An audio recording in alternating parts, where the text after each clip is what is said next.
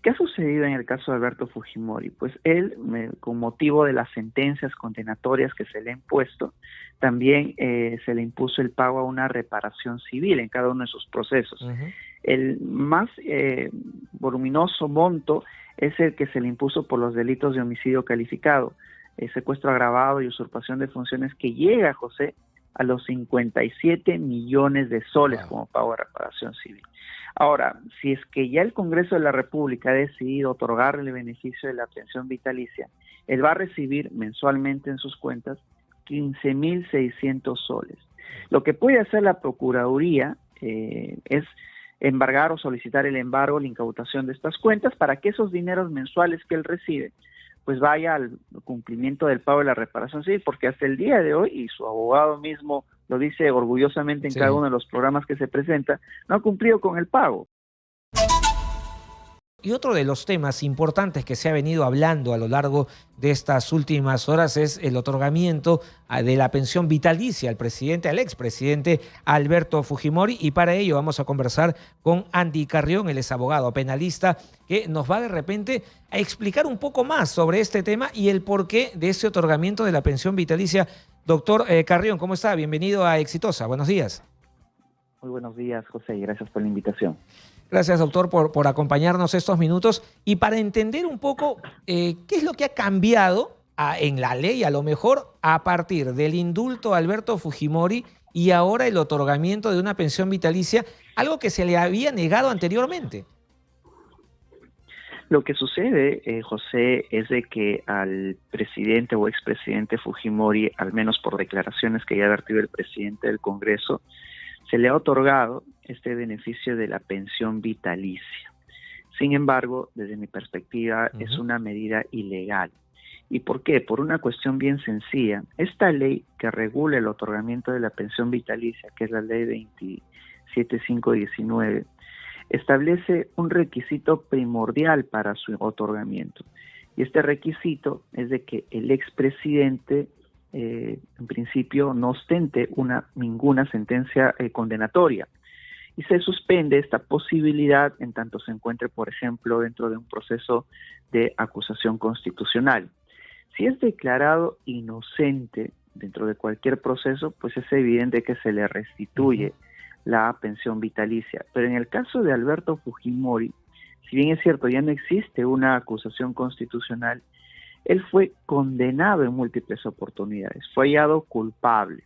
Y dentro del artículo 2 de esta ley que regula el otorgamiento de las pensiones vitalicias, se exime del otorgamiento a aquella persona que haya sido condenada.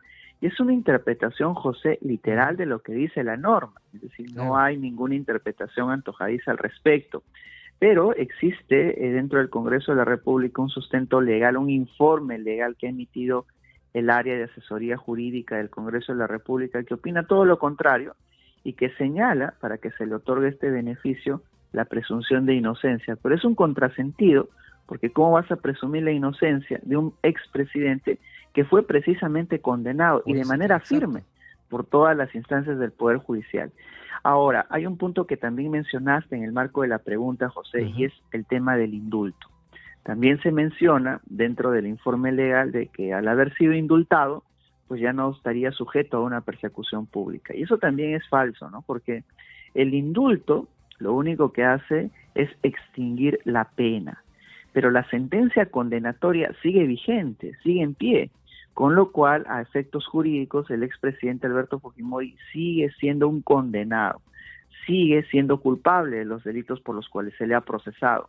Lo único que ha sucedido es que a través del indulto él no va a cumplir la sanción en un penal, porque se ha extinguido esa posibilidad, pero no la sentencia condenatoria. Claro, el indulto no quiere decir que la condena o las penas por las que se le ha acusado a Alberto Fujimori lo hayan declarado o haya salido en libertad precisamente porque se desconozcan estas condenas, ¿no? O sea, el indulto es por otro caso, por otros temas, ¿no? Claro que sí, y eso lo diferencia principalmente de la amnistía, José. Y aquí tu teleaudiencia pues tiene que entender el tema específico de esta diferencia, porque cuando el expresidente Pedro Pablo Kuczynski le otorgó el indulto a Alberto Fujimori, que ha sido ratificado ahora hace poco por el Tribunal Constitucional, lo único que hizo fue decir, bueno, te extinguimos la pena, ha sido condenado Alberto Fujimori, tienes muchos procesos, sentencias condenatorias, pero no vas a cumplir estas sentencias condenatorias en el penal, con lo cual se te libera. Eso es lo único que ha sucedido. Claro. Si fuera una amnistía, José, sería distinto, ¿no? Porque ahí el Congreso de la República, que es el facultado para otorgar ese tipo de medidas, borra el delito en sí. Ya no habría sentencias condenatorias en curso. Pero él no ha sido impuesto, no ha sido beneficiado con una amnistía, ha sido beneficiado con el indulto. Y esa diferencia es importante entenderla, porque si lo hacemos tal como señala la ley, pues entonces podríamos concluir, José, que el otorgamiento de la pensión vitalicia al expresidente Fujimori es ilegal.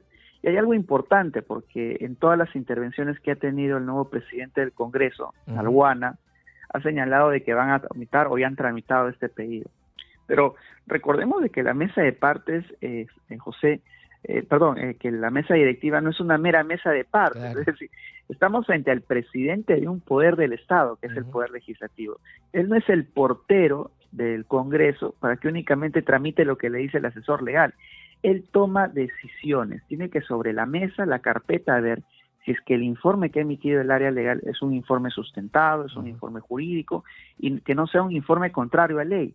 Porque si es un informe contrario a ley, como es este caso, José, lo que tiene que hacer el presidente del Congreso como presidente de la mesa directiva también es rechazar esta medida, ¿no? O en su defecto solicitar un informe adicional para que se clarifique esta interpretación que ahora estamos comentando. Pero yo creo que aquí lo que está pasando, pues, es que se están lavando las manos, tanto el anterior presidente del Congreso, Alejandro Soto, como Arguana, diciendo que únicamente son ahora tramitadores, y eso no es posible dentro de un presidente, hablando de un presidente. Ahora, doctor Carrión, este tema del indulto exonera la reparación civil que debe pagar Alberto Fujimori, y a partir de ahora, que va a recibir una pensión vitalicia, ¿esta se tendría que descontar automáticamente para pagar esta reparación civil? ¿Qué ha sucedido en el caso de Alberto Fujimori? Pues él, con motivo de las sentencias condenatorias que se le han impuesto, también se le impuso el pago a una reparación civil en cada uno de sus procesos. El más voluminoso monto es el que se le impuso por los delitos de homicidio calificado, secuestro agravado y usurpación de funciones, que llega, José, a los 57 millones de soles como pago de reparación civil. Ahora, si es que ya el Congreso de la República ha decidido otorgarle el beneficio de la pensión vitalicia, él va a recibir mensualmente en sus cuentas 15.600 soles. Lo que puede hacer la Procuraduría es embargar o solicitar el embargo, la incautación de estas cuentas, para que esos dineros mensuales que él recibe pues vaya al cumplimiento del pago de la reparación civil, porque hasta el día de hoy, y su abogado mismo lo dice orgullosamente en cada uno de los programas que se presenta, no ha cumplido con el pago.